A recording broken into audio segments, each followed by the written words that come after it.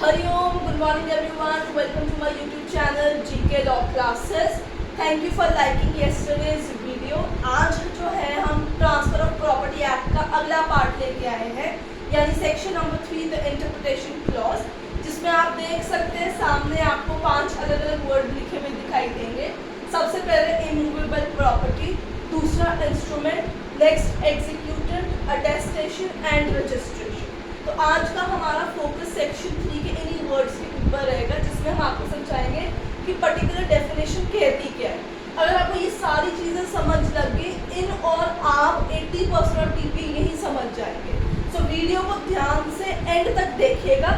Video को शुरू करने से पहले आप वीडियो को लाइक कर दीजिए। अगर आपके कोई भी कमेंट्स आप नीचे मेंशन कर सकते हैं। If you are new to the channel तो सब्सक्राइब करना भूलिएगा मत। तो आइए शुरू करते हैं। सबसे पहले हम देखते हैं इमूवेबल प्रॉपर्टी। इसके बारे में हम कल प्रीवियस लेक्चर में भी बात कर रहे थे। सो आई फेल्ट कि हमें उसको थोड़ा सा रिवाइज करना चाहिए before exceeding towards next area. तो सबसे पहले हम देखते हैं इमूवेबल प्रॉपर्टी में क्या आता है। सबसे पहले आते हैं लैंड, यानी ज़मीन, ठीक है, जिस पे आप खड़े हैं, जो आपके हाउस के नीचे वाली ज़मीन है, वो लैंड इसके अंदर आती है। दूसरी चीज़ आती है benefits arising from that land, ठीक है। उसके बाद आपके पास चीज़ आती है, आपके पास आती है things attach to the land. Things attach यानी ऐसी चीज़ें अटैच की गई हैं जिसको सबियर यानी आप ज़मीन से उखाड़ के अलग नहीं कर सकते, क्योंकि अगर कोई चीज़ इंसर्ट की गई है, जैसे आपने कोई खंबा इंसर्ट कर दिया है, कोई पेड़ इंसर्ट कर दिया है, बट वो सबियर हो जाएंगे। एक टाइम लिमिट बाद आप उन्हें रूट्स के साथ बाहर निकाल लेंगे तो वो इमूवेबल प्रॉपर्टी नहीं मूवेबल प्रॉपर्टी में कन्वर्ट हो जाएंगे। बट अगर वो सदाबहार के लिए कोई चीज़ फिक्स हो गई है ज़मीन के साथ, वो अलग नहीं की जा सकती है, तो वो इमूवेबल प्रॉपर्टी ही कैलकुलेट करेगी। तो आपने इसी मूवेबल इमूवेबल का डिफरेंशिएशन इसी बिना पे देखना है कि कौन सी चीज़ ज़मीन से सबियर हो सकती है यानी अलग हो सकती है, कौन सी चीज़ अलग नहीं हो सकती है।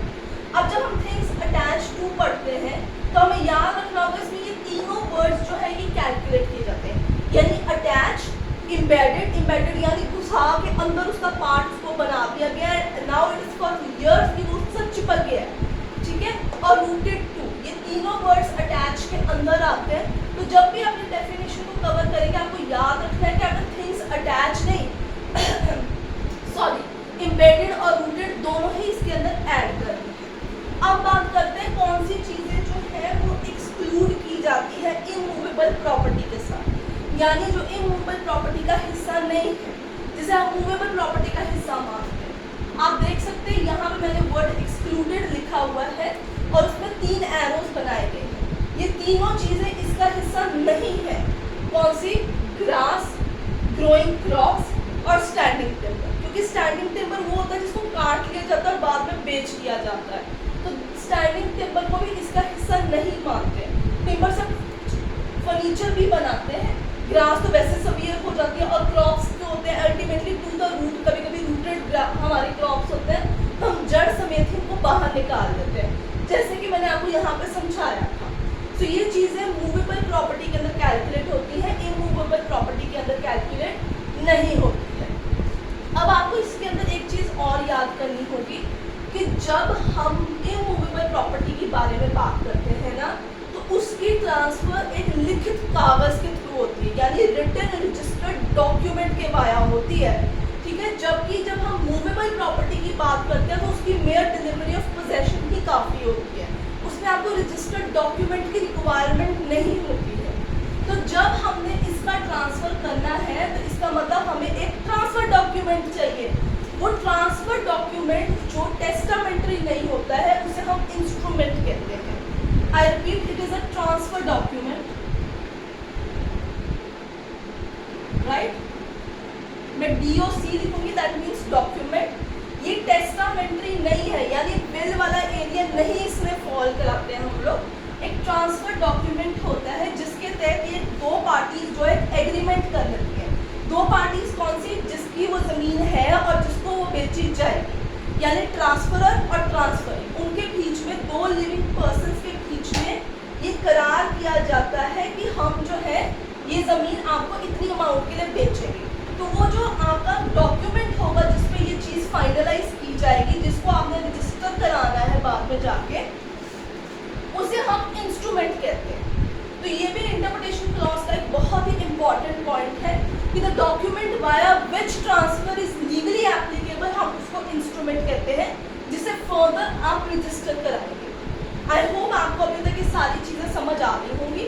अब बात करते हैं अगली डेफिनेशन की, एग्जीक्यूट। एग्जीक्यूटेंट वो पर्सन होता है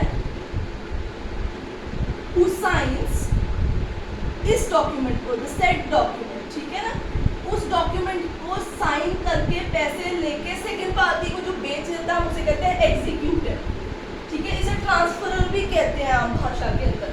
so when he science he executes the paper, वो दूसरे के नाम वो चीज कर देता है, तो वो एग्जीक्यूटर जो होता है वो उसे हम कहते हैं एग्जीक्यूटेड।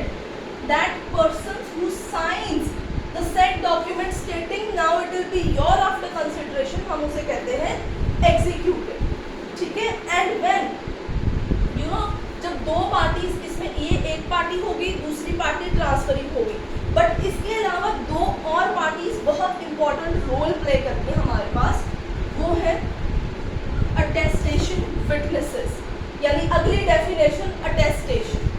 तो क्या होगी, अब आपके पास कितनी पार्टियां होगी, दो पार्टी होगी, एक ट्रांसफरर, एक ट्रांसफरी, और दो हो गए आपके पास attestation witnesses.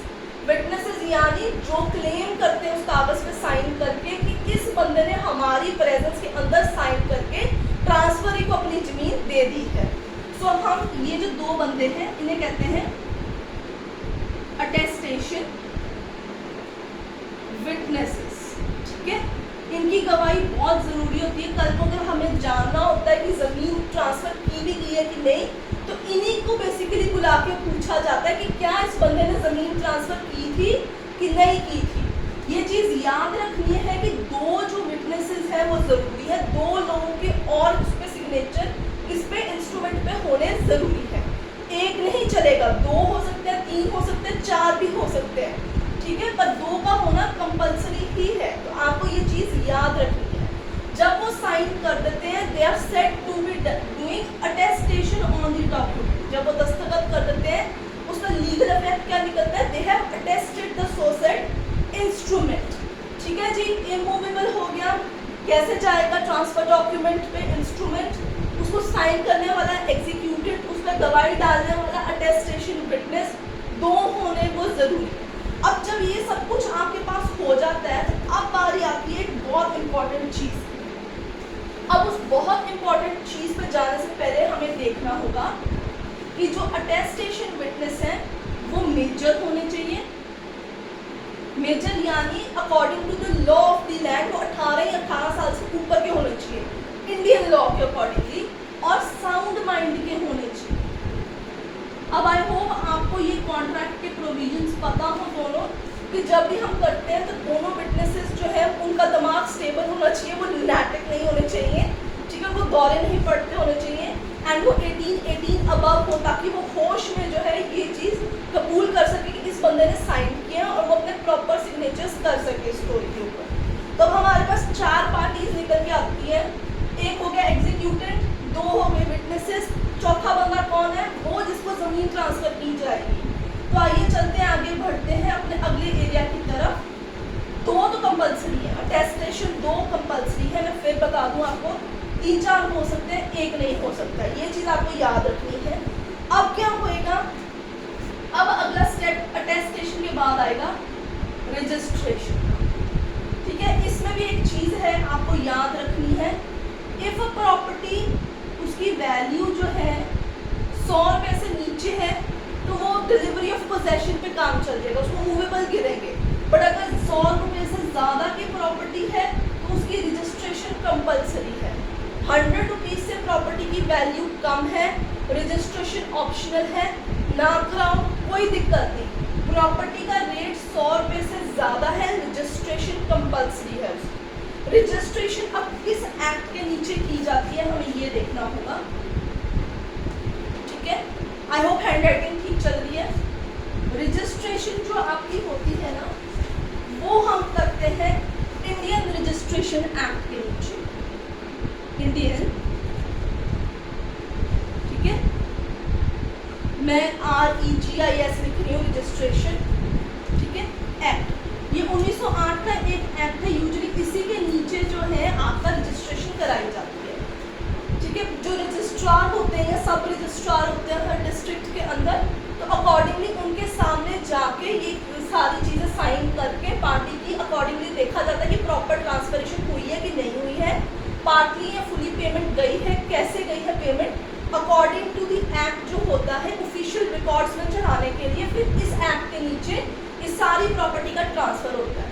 Once he signs on that paper instrument, तो आपका डॉक्यूमेंट रजिस्टर्ड हो जाता है, यानी आपकी ट्रांसफर कंप्लीट पड़ जाती है, ठीक है। उसके अंदर हर पार्टी के सिग्नेचर्स ज़रूरी होते हैं और रजिस्ट्रार सब रजिस्ट्रार ने चेकआउट करना है। इस एक्ट के नीचे आपकी रजिस्ट्रेशन हो जाएगी, रजिस्ट्रेशन होते ही ट्रांसफर हो जाएगा आपकी सारी प्रॉपर्टी। सो आई होप आपको सेक्शन 3 जो है उसका इंटरप्रिटेशन क्लॉज जो है वो समझ आ गया है। It's a very easy process, सारे टर्न वाइज ही हैं, आप इसी फॉर्मेट में इनको स्टडी कीजिए। अगर आपको कोई भी डाउट है नीचे कमेंट सेक्शन में हमें पूछ सकते हैं। Before we end this video एक चीज़ और मैं आपको बता दूँ, क्योंकि आप कहेंगे कि फिर हमें बताया नहीं, तो मैं पहले ही बता देती हूँ। मूवेबल प्रॉपर्टी यानी वो ज़मीन जिसकी ट्रांसफर डिलीवरी ऑफ पोजेशन के द्वारा कर दी जाएगी, ठीक है, वो जो चीज़ अलग है ज़मीन से। सेल्स ऑफ गुड एक्ट्स लगता है, टीपीए नहीं लगता मूवेबल प्रॉपर्टी के ऊपर। ये दो कैटेगरी के होते हैं, टैंजिबल, इनटैंजिबल, यानी एक का फिजिकल एग्जिस्टेंस है, एक का फिजिकल एग्जिस्टेंस नहीं है। टैंजिबल यानी हम टच कर सकते हैं, फील कर सकते हैं, देख सकते हैं उन चीज़ों को, जबकि इनटैंजिबल की कोई फिजिकल एग्जिस्टेंस होती नहीं। जैसे कॉपीराइट, पेटेंट क्लेम, आपके कुछ सर्टेन राइट्स, वो सारे इनटैंजिबल एरिया के अंदर ही कवर किए जाते हैं। तो कल अब हम शुरू करेंगे चैप्टर 3 के साथ, पर उससे पहले हम सेक्शन 5 कवर करेंगे। कौन सी चीज़ें ट्रांसफर में नहीं ऐड की जाती, जिसे हम ट्रांसफर ऑफ प्रॉपर्टी कैलकुलेट नहीं करते हैं।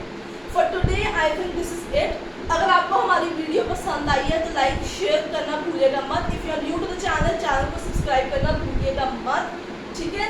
सो for today I think that's it. आप इसे अच्छे तरीके से रिवाइज कर लीजिए। I will see you in the next video. Thank you.